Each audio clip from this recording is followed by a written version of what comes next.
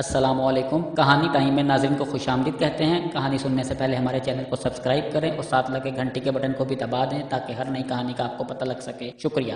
شروع کرتے ہیں آج کی کہانی۔ یہ ولیمہ کی ایک زبردست تقریب تھی۔ ولیمے میں اعلیٰ آفیسرز، امیر لوگ، پڑھے لکھے لوگ، جج صاحبان، وکلاء، معززین اور مزید بڑے بڑے لوگوں کو انوائٹ کیا گیا تھا۔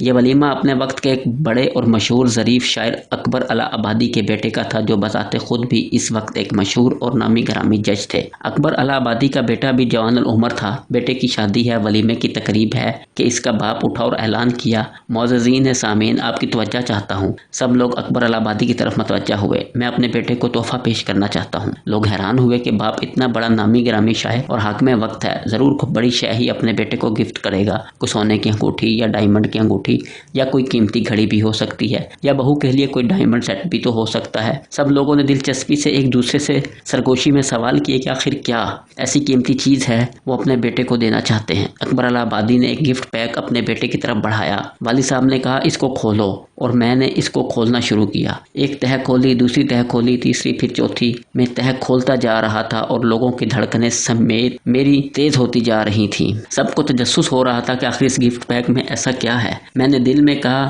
ابو مجھے ایسا کیا قیمتی تحفہ دے رہے ہیں۔ جب آخری تہہ کھولی تو اندر سے بچوں کے کھیلنے کا ایک چھوٹا سا کھلونا نکلا۔ دعوت پہ آئے لوگوں نے جب وہ کھلونا دیکھا تو سب ہنسنے لگے۔ اکبر الہ آبادی کا بیٹا کہتا ہے کہ مجھے کافی شرمندگی ہوئی کہ میری زندگی کا یہ ایک یادگار دن ہے اور اس کھلونے کی وجہ سے میرے باپ نے میرا موڈ ہی خراب کر دیا۔ لوگوں کے سامنے جگ ہنسائی ہوئی۔ میں ذرا خاموش ہو گیا۔ لوگ ہنسے، مسکرائے، انجوائے کیا اور چل دیے۔ کچھ دنوں کے بعد ابو سے گپ شپ ہو رہی تھی تو میں نے دبک کر کہا کہ ابو جی، ولیمے والے دن جو آپ نے مجھے کھلونا دیا تھا، اس سے میری کافی بے عزتی ہوئی تھی، سب کے سامنے جگ ہنسائی ہوئی تھی۔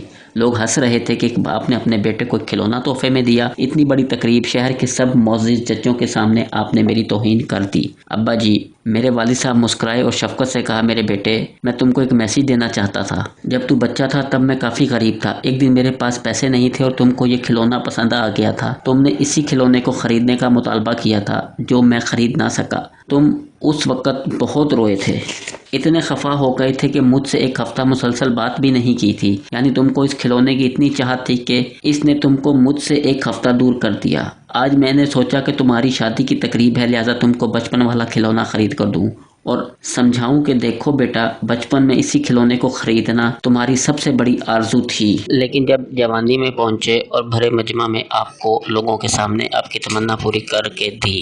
اب جب کہ میں نے آپ کو وہ کھلونا دے دیا تو آپ کو خود ہی شرمندگی محسوس ہوئی، اگرچہ اس کھلونے کے لیے آپ نے مجھ سے بولنا بھی بند کر دیا تھا۔ میرے بچے، اگر بچپن کی تمنائیں بندے کے سامنے جوانی میں کھولی جائیں تو بھرے مجمع میں بندے کو شرمندگی کا سامنا کرنا پڑتا ہے، لہذا تم جوانی میں کوئی ایسی آرزو اور تمنا ہرگز مت کرنا کہ کل بروز قیامت اللہ پاک کے سامنے بھرے مجمع میں اگر اس کو کھول دیا جائے تو تم کو وہاں شرمندگی اٹھانا پڑے۔ یہ میری نصیحت ہے اور اس کو سوچ کر آگے بڑھنا۔